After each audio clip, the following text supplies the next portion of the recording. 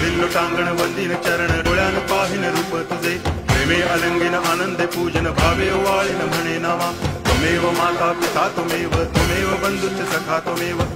विद्या करुणं त्वमेव सर्वं मम देव कायेन वाचा मनसेन्द्रियैर्वा बुद्ध्यात्मना वा प्रकृति स्वभावात् करोमि यद्यत् सकलं परस्मै नारायणायति समर्पयामि अच्युतं केशवं रामनारायणं कृष्णदामोदरं वासुदेवं हरि श्रीधरं माधवं गोपिकावल्लभं जानकीनायकं रामचन्द्रं भजे हरे राम